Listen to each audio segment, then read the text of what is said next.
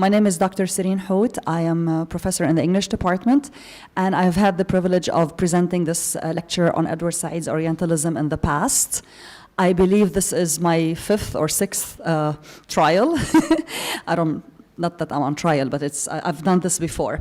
Okay, so you have your handouts in your hands. I will be following more or less systematically the fly sheet that you have. So that's why I didn't feel the need to put it up here. What I did put up here, however, are two paintings by Orientalist 19th century painters that I will be discussing in the course of my lecture.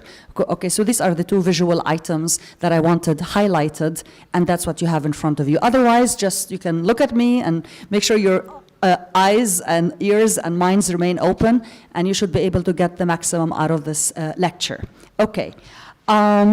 So basically, if you open your fly sheets, you have a picture, one of my favorite photos of Edward Said, who actually was my professor when I was studying for my PhD at Columbia University. So I've known this man personally. I was very fortunate to have been one of his numerous students.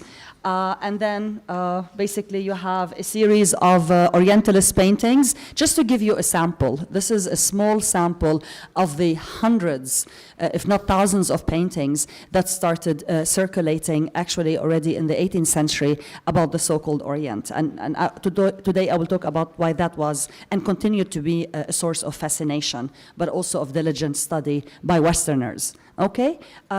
In the course of my talk, as I said, I will focus a little bit more closely on these two. So, without further ado, we start now with where the handout actually begins, namely the biographical sketch of Edward Said's life. Okay, so can you hear me fine? Do I need to raise my voice further, or is this loud enough? I'm loud enough. Okay, thanks. A classical pianist, an opera lover, a member of the Palestinian National Council between 77 and 91, a courageous defender of Palestinian human and political rights, a public figure with countless TV appearances, a much sought-after professor, a critic of literature, history, philosophy, the media, culture, music, the arts, and politics, a husband to Mrs. Mariam Qortas of Lebanese origin, a father of two now grown-up children, and fortunately, as I told you, my PhD thesis advisor at the time at Columbia University, Edward Wadi' Said was truly what we call a Renaissance man. Controversial in his multifaceted work, Said had both admirers and detractors, if not, unfortunately, downright enemies, political enemies. Those who loved him almost worshipped him, and those who hated him issued death threats and called him a professor of terror, as he was maligned in a magazine called Commentary at one point because he was seen photographed in southern Lebanon, bin Naura, throwing a stone at an Israeli guardhouse. Although he explained later in an interview that this gesture was symbolic only and that he had not aimed the stone toward any particular individual, not even the actual soldier, but rather the concept of Zionism, which he thought he was throwing a stone at, and therefore contesting, of course. He lived most of his life in New York at Columbia, where he taught. Harvard University, he kept telling us, always tried to hire him away from Columbia. But he said that how could he leave the cosmopolitanism and the thriving cultural scene of New York, which he loved to call the capital of the world, by the way, and move to Cambridge, Massachusetts, which he thought was a conservative little village in comparison to the Big Apple, or New York, as it's called. Edward Said was born to a very wealthy Protestant family in Jerusalem on November 1st, 1935, when Palestine was under the British mandate. He spent much of his childhood, along with his four younger sisters, in Cairo, Egypt, and sometimes also traveling to Jerusalem to spend time with relatives, or to Beirut, Lebanon, Dhur al-Shwer in particular, during summer vacations. At the age of 14, he moved with his parents to the United States, where he obtained his BA from Princeton University in '57 and his PhD from Harvard University in 1964. In 1977, Said became a member of the Palestine National Council, or the PNC, which was, of course, a provisional parliament established with the goal of pursuing eventual Palestinian nationhood. And you might want to know that he died believing in the one state, not the two-state solution. if that means something, I'm sure, to some of you. In the early 1990s, he was diagnosed with chronic leukemia, which he battled for 13 long years very bravely after succumbing to his illness on September 25 in 2003 at the age of 68 in his own apartment in Manhattan, a few yards away from his beloved campus of Columbia. He is buried in Brummana, Lebanon, so if you ever go to Brummana, you might want to visit his grave. A few words on his works and his legacy before we move on to the sort of meat and potatoes of his book, which is Orientalism and what that means. Needless to say, Said has written hundreds of articles on various subjects, has authored and occasionally co-authored over 20 books. You can just Google him and find out what those titles are. I don't want to spend too much time reciting them. You can do this on your own. He did publish, however, a few books even posthumously. So after he passed away, his publisher continued with his legacy. Okay, what is worth mentioning, however, is that he published also a biography, an autobiography called Out of Place, which came out in 1999, and I truly recommend it to those of you who might develop, a fascination for this man or a curiosity to know more about what he has truly achieved, as an intellectual in the public, but also private academic spheres, and culture, world culture in general. There's also a very interesting documentary you might want to check out, which is 138 minutes long. It's actually a little bit longer than your usual motion picture, which is also titled Out of Place, which is the title of his autobiography, Memories of Edward Said. It was done by the Japanese director, Sato Makoto, and it was released in 2006. It was filmed in Palestine, Israel, Lebanon, Egypt, and the US. It traces Said's childhood influences and celebrates his intellectual legacy. Okay, if you want to know again more about how his influence is enduring or is ongoing with vigor, you can just Google his name and find out more about how he has recently appeared again and again in yet another reader or in yet another companion to post-colonial studies, post-colonial theory. His name is ubiquitous, and you can do this kind of research on your own should you develop a further interest in this phenomenon. He's more than a man, he's a phenomenon called Edward Said. Second, I will move now to what is Roman numeral 3 on your fly sheets, in which I will address some of the major literary historical events in the Orientalist tradition. Don't forget, what you're reading this week are glimpses or snippets, excerpts, I should say, from a much longer piece, which really caused waves when it first appeared in 1978.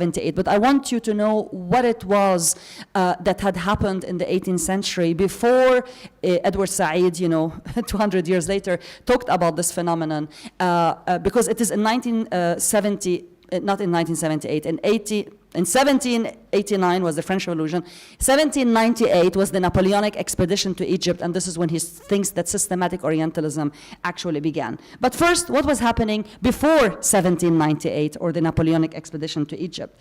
I'm going to talk about a few things. One of them is the 1001 Nights, or what we call Alf Layla wa Layla. I'm sure you're familiar with Les Mille et Nuits in French. You might say, what is so important about those stories? What is important about those stories is that they were first really compiled and translated into French at the beginning of the 18th century. There's a man by the name of Antoine Galland. He actually came to Lebanon and spent a lot of time in the mountains, mostly with Maronite monks who had possession of those stories. It's an oral tradition that was later, of course, transcribed. The Arabian Nights have 3 sources. One is Indian, one is Persian or Iranian, and one is Arabic. Okay, some stories take place in Baghdad, and those are the ones of Arabic origin.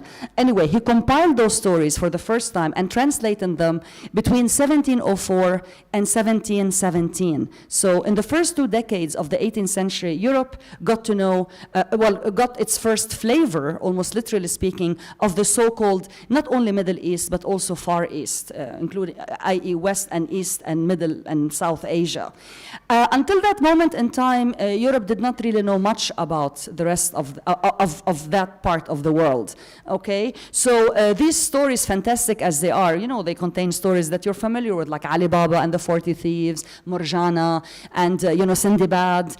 So all of those stories really sort of fired up the imagination of many Westerners and realized that there's a whole world out there that is very erudite, that is very colorful, that is very fantastic in nature, that, and much older, actually, than the Judeo-Christian tradition itself, that was worth exploring. So it starts with curiosity, of course, ends up with domination, greater knowledge, but this is something I'll move on to next. The second important discovery that was made was Sanskrit, اللغة السنسكريتية, and that was done in 1786, again, we're still in the 18th century, by a man called William Jones. William Jones was British, Antoine Galland was French, and he was actually the one who was credited for the discovery of this old ancient script and language. And you might ask yourselves now, or ask me, why is this worth mentioning? It's worth mentioning because really until then, Europe had sort of prided itself on the false notion that Hebrew, the language of the Old Testament, Al-Ahd al-Qadim, as opposed to the New Testament or the Bible, the newer Bible, Al-Ahd al-Hadith, they had thought that Hebrew was, in fact, the oldest language. And of course, this is what we call the Judeo-Christian tradition. Here, and now comes a man, one of their own, a British man, who proves beyond the shadow of a doubt that there are languages out there, there might be even others, but at least this one, is proof enough that there are civilizations out there much more ancient than even the Hebraic tradition. And Aramaic, of course, Jesus Christ spoke Aramaic, actually, at the time of his life. And that there's a whole world out there worth discovering and knowing more and more about. Of course, it ended up being dominated again.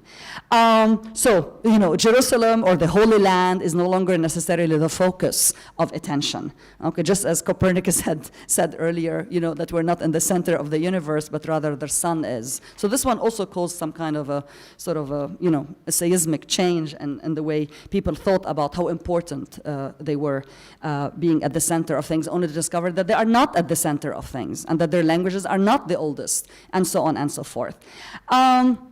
Until the middle of the 18th century, Orientalists in Europe, those who studied us, so to speak, the Orientals, as they like to call us, were mostly biblical scholars, students of Semitic languages. You know, of course, that Arabic and Hebrew are both Semitic languages, or Lughat Samiyya. Many of them studied the Quran. The Quran, by the way, started being more and more translated from, of course, the original Arabic into various languages across Europe, and it started being taught at European centers of higher education. In 1832, at the beginning of the 19th century, the term Oriental Renaissance was actually coined officially by a French man called Edgar Quinet. The reason I mention this is because you're all familiar with, the older Renaissance, the one that started in Florence, Italy. You think of people like, Botticelli and Raphael and Michelangelo, and this is the Western Renaissance. So the Oriental Renaissance was actually the surge of interest of all kinds in Europe about non-Western entities, especially Oriental ones. Now we come to the book itself, which is your read for this week, called Orientalism. And I would like to talk a little bit about which influences sort of orbited in Edward Said's mental and intellectual universe that had a major impact on the very conception of his theory or discourse of Orientalism. Now, of course, Orientalism, as you see, ends with ISM, which is a suffix that we usually give to many concepts in order to designate a discourse. For example, feminism, right? You're familiar with that. Marxism, communism, socialism. So Orientalism is actually a word that was not used before he coined it and wrote in a way, an earth-shattering book about it in 1978. So what about his intellectual inheritance? Who were the people in his orbit that influenced him the most? Many did, of course, because he was a man that had read pretty much everything. Well, I'm exaggerating, but try to read everything. I'm gonna basically, concentrate on two major intellectual lineages with which he affiliated himself, and those are Michel Foucault, a French 20th century philosopher, and an Italian political theorist and activist by the name of Antonio Gramsci. Okay, so starting with Michel Foucault, Edward Said pretty much, stressed in his own discourse a notion that he's in a way borrowed, if you like, from Michel Foucault. And this is the notion, which might seem simple enough to you, but actually is not so visible, perhaps to many, is that knowledge is always political. Knowledge, according to Foucault and Said after him and many others, is rarely, if ever, innocuous. You know what that means? Reminds you of the word innocent. Innocent is a person, innocuous is an entity. Okay, so knowledge can always be used and twisted for destructive, self-serving, other destructive, self-serving interests. So knowledge per se is not and can never be innocuous. Furthermore, Michel Foucault had exercised the notion that power, political power, or power of any kind, is something that you exercise, that you don't just possess. Okay, what's the point of possessing something if you can't share it or impose it on others? He also talks about interpellation, and there are many other terms that I'm gonna refrain from getting into now, but there's a whole world out there that he founded. So knowledge and is political, number one, and knowledge and power are interrelated, number two. Okay, these are the two main derivatives that Edward Said used from Foucault's thinking. The relationship between knowledge and power is dialectical. By dialectical, I mean mutually reinforcing. In other words, to make it very simple, if I want to dominate something, it's good that I gather information about it, right? What do spies do? They gather information. And once I have, been able with the use of that knowledge to dominate that entity, once I'm in it, then I'm in a greater position to gain even more knowledge about it in situ in order to dominate it even further. It's what I like to call the snowball effect. Okay, you know what a snowball does, or what happens to it as it flows down the slope, as it gets bigger and bigger because of mass, velocity, momentum, whatever, the terms from physics that I'm sure you all know. So the more knowledge you can gain, okay, or yield, the more power you will wield, so to speak, okay? Antonio Gramsci was the second major influence, and basically what Edward Said borrowed from him is the notion of hegemony. Hegemony is haymana in Arabic. It's often used on the news, on the streets. Cab drivers use it all the time. Everyone uses it. Everyone is familiar with it. Haymana means domination, but domination, of course, is not only political. It could be cultural, it could be educational, it could be of any kind. So, and Edward Said's, basic premise here is that Orientalism is a form of hegemony, Western hegemony over and against not only the Middle East, but the entire Orient. I'll talk a little bit about that in a minute. I would also like to mention something that, again, might have become much more familiar to you in recent years, which is that the word other, which we often think of as an adjective, is also a noun and a verb. So you can other someone. It's actually officially accepted now in the Oxford English Dictionary. You can other someone. Okay, and in Arabic, al-akhar, al-akhariya would be otherness. So there's the other, al-akhar, otherness, al-akhariya, and to other someone means to try to distance and distantiate yourself from someone else based on similarities that you exaggerate as opposed to downplay. All right, so if you're exoticizing someone, you are by definition othering them. You could be romanticizing them or demonizing them, both of which happened in the enterprise of Orientalism, as I will mention a little bit later. But either way, what you're emphasizing are similarities rather than differences. Okay, Youssef Chahine, who passed away, the famous Egyptian filmmaker of Lebanese origin, by the way, for example, made a movie, Al-Akhar, one of his most recent movies in '99, just to show you how this word has also been absorbed by Arab culture. All right, so Orientalism now. I've talked about its legacy, now I'm going to talk about its progeny, what it spawned, okay, what it ushered, what it tried to help create for other critics that came after Said, you know, some of whom like to proudly call themselves neo-Saidians or pro-Saidians, but then of course you have the anti-Saidians, okay? So Orientalism as such has been extremely influential as a book, but also controversial, okay, in post-colonial studies, which it inaugurated in 1978, pretty much. Being groundbreaking, it has been very inspirational. I'm going to quote here two critics, one of whom was a student and a friend of mine, Mustafa Bayoumi, and another person, Andrew Rubin, who put it in such terms, quote, just to show you how influential this book has been for people who are not even Arab or necessarily even from Asia. They wrote, quote, Native Americans, Africans, Asians, Latin Americans, and other colonized peoples and oppressed groups located in this book called Orientalism, a method to challenge a chronic tendency of the West to deny, suppress, and distort their cultures and histories, end of quote. So in other words, the reason it was so groundbreaking is not only because of what it contained, but also because of what it outlined as a way, as a methodology to counteract so-called hegemonic forces. The book has been translated into well over 40 languages, including Korean, which appeared in 2011. In Arabic, the title of this book is Al-Istishraq, okay, and many of you might want to even read it in Arabic. Okay, since 1978 then, it's obvious Orientalism has remained polemical. Polemical means a book that actually makes strong claims and for which it might find, of course, you know, opposing voices. It's the opposite of an apologetic work. It is a polemical work that makes strong claims, anti-Western ones, but has also become a widely employed epistemological tool in various areas of academic studies. Okay, now why did Edward Said write this book in the first place? Why do we write books? Why do we write anything? Okay, well, it's a means of expressing concerns. It could be also a requirement of our careers, but in his case, it was more than that. Because he once said in an interview that he conceived of Orientalism in the wake of the 1967 war, Harb al-Naksa. You have, of course, heard of that when, you know, Arabs were dealt a pretty bad defeat, by Israel during the reign of Jamal Abdel Nasser.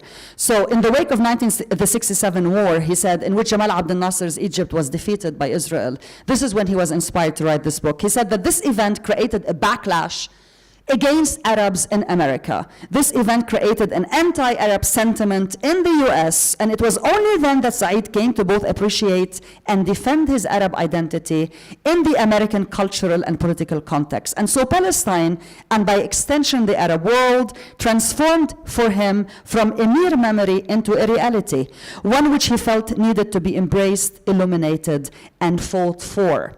Quote, he once said, much of the personal investment in this study called Orientalism derives from my awareness of being an Oriental as a child growing up in two British colonies, Palestine and Egypt. Okay, so here's the funny thing is, as you know, as we know, it's not how you see yourself that matters the most, it's how people like to define you. So although he might have thought of himself as a New Yorker for all he knows and cares, when after the 67 war, people around him, possibly his own neighbors in the same building overlooking the Riverside Drive, did not see him necessarily as an American. This was a wake-up call for him, that he needs not only to embrace his identity, but also to sort of theorize it and fight for it. Okay. So what does Said mean by the term Orientalism? Orientalism is a discourse, ISM. We've talked about this already, encompassing in general terms a constellation of assumptions, false assumptions in most cases, prejudices, stereotypes, underlying Western attitudes towards the East, which in metaphoric terms includes all non-European, non-Christian, non-white, non-middle class countries, or rather whole regions lying to the east of Europe, as in the Middle East and beyond, but also to the south of Europe, as in the entire African continent. Okay, so when we say Orientalism, we don't just mean the Orient, as in Moyen-Orient or Nah Osten in German, as in the Near East or the Middle East. It's all of that lies to the south and to the east of Europe. Okay, so when did it begin? According to him, it started in 1798, when Napoleon Bonaparte arrived with ships, not only of soldiers to colonize Egypt, but rather a whole army of painters, ethnographers, painters, novelists, in order to systematically sort of unearth Egypt, so to speak, and to basically, not only exploit it politically, militarily, also in terms of resources, but also to impose on it some kind of a British culture. So let's see. These notions, of course, he says, are subtle and persistent, Eurocentric prejudices against Arabo-Islamic peoples and their cultures. In The Nation, a left-wing political journal to which he often wrote, Said sums up these stereotypes as being mainly those called oil, he says, those of, quote, oil suppliers or potential, if not actual terrorists. Unfortunately, until now, I mean, there are some exceptions, of course, here and there, but even in Hollywood, which, represents sort of mainstream America, oftentimes you still see Arabs cast, or typecast rather, as sort of stereotypical figures, okay? So these caricatures are essentialized and crude, and they still persist largely in the media, as in photo and print journalism, also, of course, now in the social media, although there are, of course, always efforts, mostly on the parts of NGOs, individuals, to counteract such stereotypes, okay? And there are many, many movies that I'm sure you can cite that have portrayed Arabs in various, mostly negative, or, at the very least, sort of weakly objective roles, such as Syriana, The Kingdom, Rendition, Black Gold, and a few other movies. I'm sure you can think of many others. I now move to C, letter C, in which I talk about connections and parallels between him, Nietzsche, Freud, and Thomas Mann. I know that I'm not teaching 204 this semester, but I've taught it, and I will be teaching it again. So these are texts that I know you read, and therefore I thought it wise, perhaps, and useful to tell you how actually Edward Said does not exist like on a planet by himself, and is not only connectable to the more obvious ones, such as perhaps Simone de Beauvoir with her ism connected to feminism, and or Tayyib Saleh, but also to earlier readings, which might seem less sort of obvious to you. Okay, so what are the connections really that I can draw for you between Mann, Nietzsche, Said, and those mainly, Freud and Nietzsche.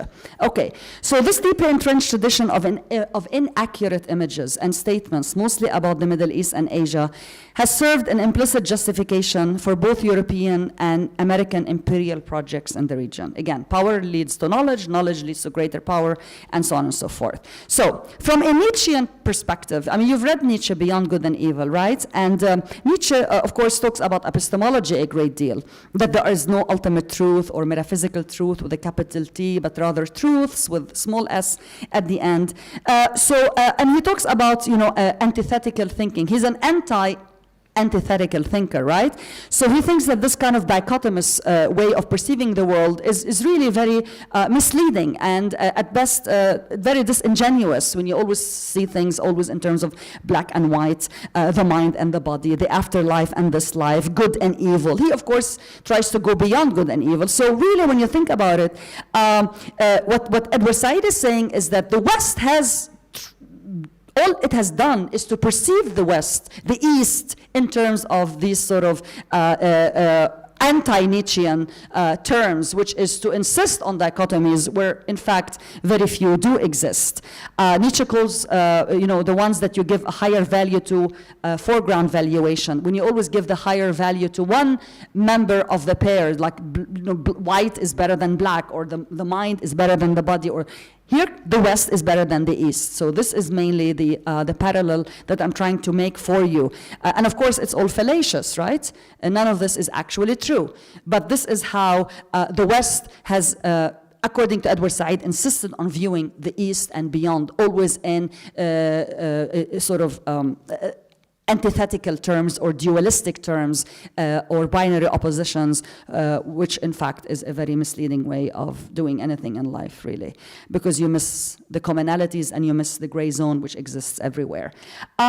In terms of his relationship to Freud, or the connection that I could make to Freud, Freud talked about the unconscious. I'm sure you remember that, right? The unconscious is where our innermost repressed desires and fantasies reside, right? So here I would like to invoke Freudian terminology, which you read about in Civilization and its Discontents, by simply saying that the East was portrayed in the minds of these Westerners as the place, or rather the playground, where their collective id, where their own collective fantasies, erotic be they and or violent, may be exercised. So in other words, they projected their own collective id, to go and dominate and see bloodshed or cause bloodshed or sleep with all these women in the harem, which of course their minds kept exaggerating as to their frequency and or importance. So there was this attempt to sort of project a whole repressed part of Western psyche onto this non-European topography. Okay, so as I said, it became the playground of the West. Okay, I'm just checking the time. It's fine. All right. So in other words, the East became Europe's counter image. Okay, and of course it's lower counter image. Edward Said often said in his classes that Europe always came to define itself by what it is not, rather than by what it is. So in other words, it's like literally scratching your left ear this way instead of doing it this way. So if the East is squalid, it's because we are clean. If the East is backwards, it's because we are politically progressive. If the East is despotic, it's because we are democratic. So this is an important notion, actually, in Orientalism, that the West came to define itself by that which it is not, okay, in comparison, again, with the East, okay? So this is a very important notion. Edward Said also often talked in his classes about how, for example, the very notion of a canon, not canon matfa, but canon, when you teach a survey in English literature, you start with the basics. You start with Chaucer and Milton and Shakespeare, and then you move on to, what do I know, the younger ones, Shelley, and you move on perhaps to T.S. Eliot. This is the canon. So he said that, the notion of who we are, how the Brits saw themselves as sort of the, purveyors of culture, only happened when they were actually in India, when they actually had to hand out a syllabus to Indian school children to teach them, how great English literature tradition is. So even the notion of, canonization of literary writings came to be in the colonies and not in the center or the metropolis, which is London in this case. Okay, so of course, slowly but surely, the Orient has now, and many would argue, continues to be saturated with images of all kinds of, sort of seemingly negative things such as sexual lasciviousness, excessiveness, hetero and homosexual tendencies and desires which are exaggerated beyond any imagination. Many paintings of erotic nature always involve belly dancers, naked women in public baths, nude boys, ghulman, right? Holding, the one holding the snake on the dust jacket would be also a very important contribution in this regard, the one by Jérôme on some of the old covers, not the new editions of Orientalism. And in this vein, I would like to draw your attention, for example, to this one right here.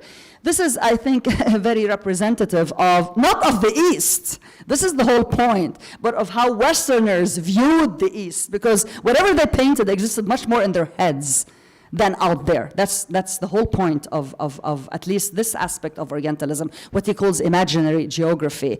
So here you have, a naked woman, of course, in full bloom. She's fully naked in her white splendor, long hair, and she's obviously being pimped out to this man, Arab man, who is lying on a sofa, obviously loaded with cash. I don't know, they didn't have cash back then. Gold or whatever it is that they bargained with. And he already has a concubine, So obviously polygamy here, or the idea of being with more than one mistress, is common to Arabs, is what the message of this painting is. And the Arab, of course, the older man, whom you suspect to be, sort of like, religious and sort of, inspiring, instead is just a man interested in money and dealing and wheeling. And he is proposing, this Jariya, right, as an addition to this young Arab man's harem, okay? So this one is, I think, typical. The other one, I think, is actually even more interesting. All right, so here we have a picture of, again, naked women. What I find very interesting about this painting is you have two women in the foreground, right? And they're fully naked, not fully, but you can see all the essential body parts, right? And then in the back, you see what looks like, it's probably another woman, just covered with towels. But when you look at the original painting with colors, you can actually discern, or you can surmise that she might be the Virgin Mary. In which case, what the hell is she doing in the bathroom there? So it's deliberately vague, because the ones in the back, the silhouettes in the back, may not necessarily be bathers, but they could be sort of like Christian symbols. Also, this person who is bringing to them a hookah or an argile, this is the actual painting. The head is cut off.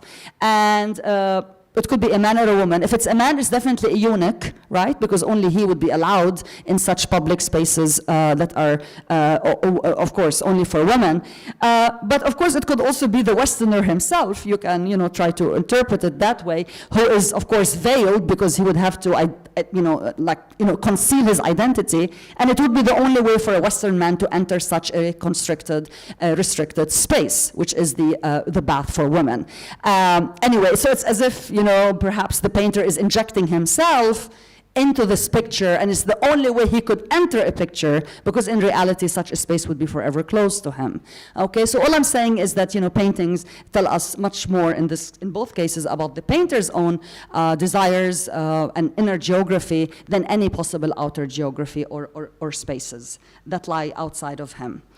Okay, right, let's see now. Where do I go from here? Okay.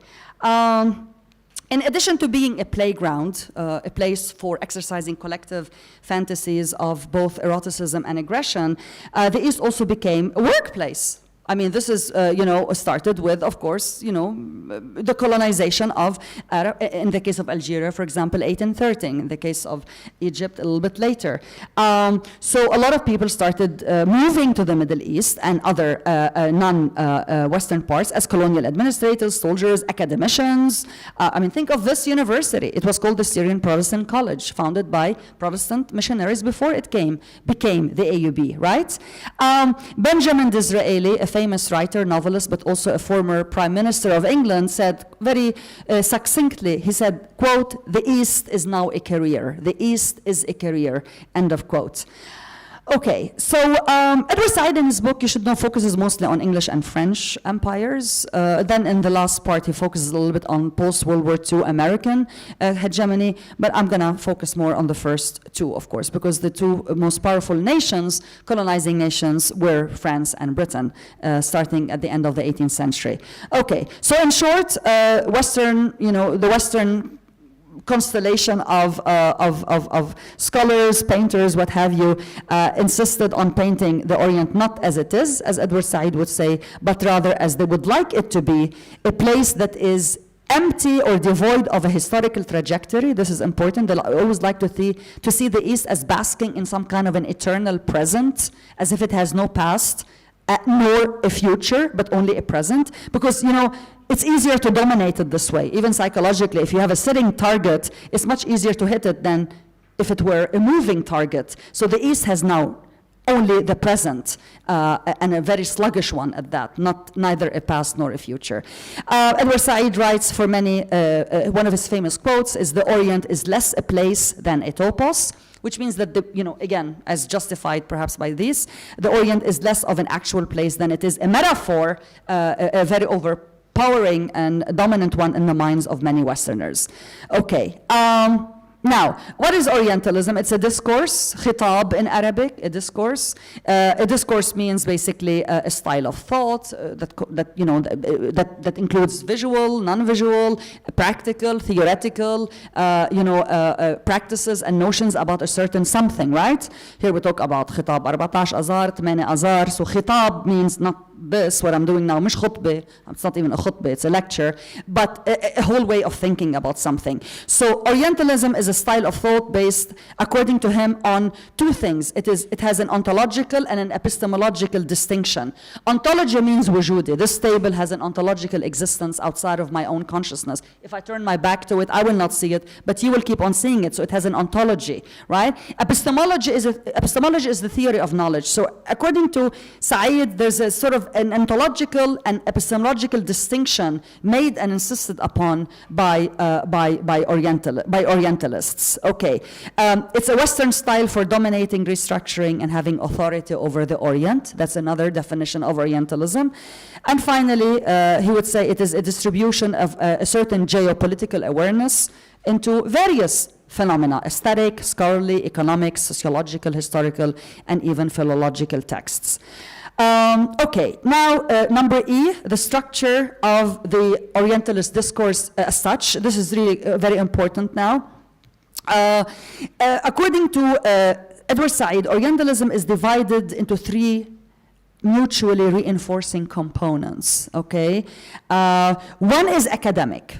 Okay, academic is easy to understand. I mean, since the Middle Ages, I suppose, the West has tried to study the East, okay? Some with greater objectivity than others, granted. And this is that also started sprouting this kind of interest when, of course, departments of Middle Eastern studies started, of course, being established in the West.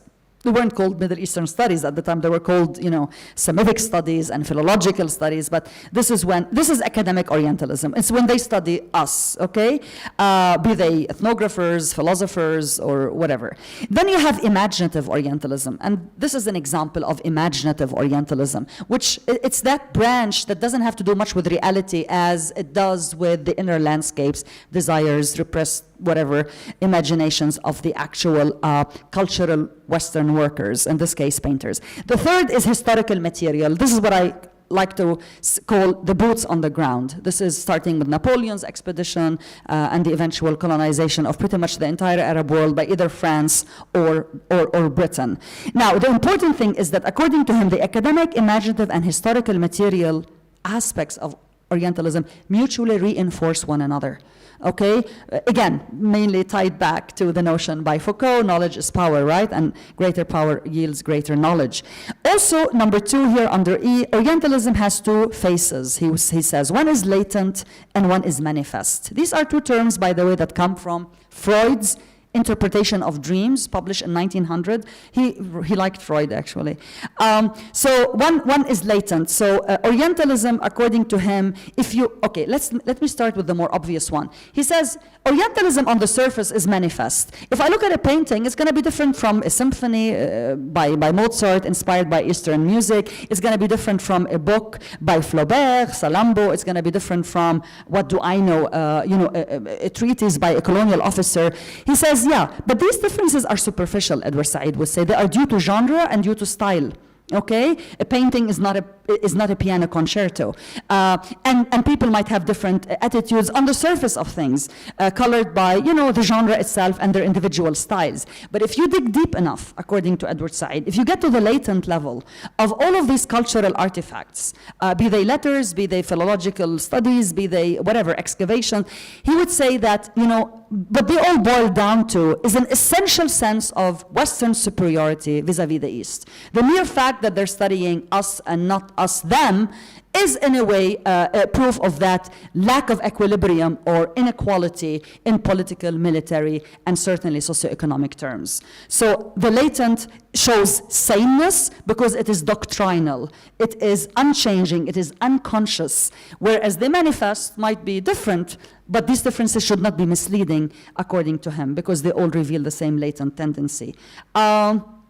Okay, so Right. Another important point that he makes is that when you look at all of these, when you look at Western production, which includes music, painting, sculptures, letters, novels, poetry, that have been inspired by so-called Eastern themes, colors, sunsets, sunrises, whatever, smells, he believes strongly that there is a much greater internal consistency tying all of these works together than there is any actual relationship between any of them and the so-called real Orient. A lot of people actually have risen against Said on this by saying that everything is outside of the text and there is no real anything anyway. So why are you over-accusing these Westerners of having been overly representative and less interested in the actual Orient when everything becomes a representation once it's put on paper? But I don't want to go into that, but it's something that you might want to think about a little bit more.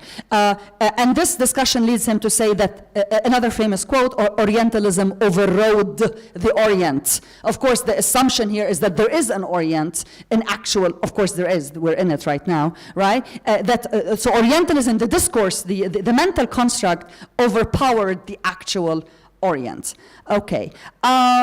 Two methodological devices that he thinks have sort of characterized Orientalists' way of dealing with the Orient. One of them he calls a strategic location, and the other one he calls strategic formation. They're very easy. They sound fancy, but they're not. The first one, strategic location, pretty much is the relationship that the Western author has and his or her text, okay? One way of showing authority is objectivity, right? If I want to show the world, if I want to prove my credentials as an actual, expert on something, I try to extricate myself from my subject matter. So exteriority is the principle producing authority. If I need to be knowledgeable about the East, then I need to prove that I can be external to my actual, I'm outside of it. I'm the camera, I'm the person behind the camera. I'm the camera, but I'm not inside the field vision of my camera. So this is strategic location. Strategic formation simply means what I explained earlier, that there's a very strong glue, samir, that connects all of these texts and cultural artifacts based on what he calls a principle of affiliation. They are all affiliated with one another. Intertextuality is big in Orientalism. Intertextuality is when one artifact refers to another artifact.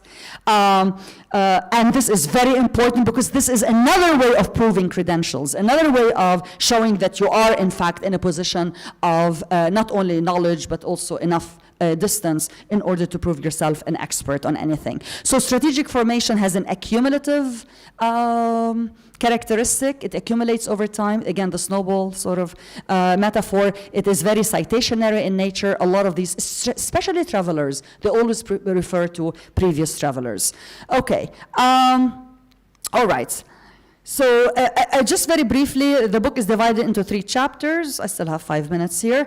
One is called The Scope of Orientalism, and the second is called Orientalist Structures and Restructures, and the third part is called Orientalism Now. I don't know which parts you're focusing on in class, but this is more or less the structure here.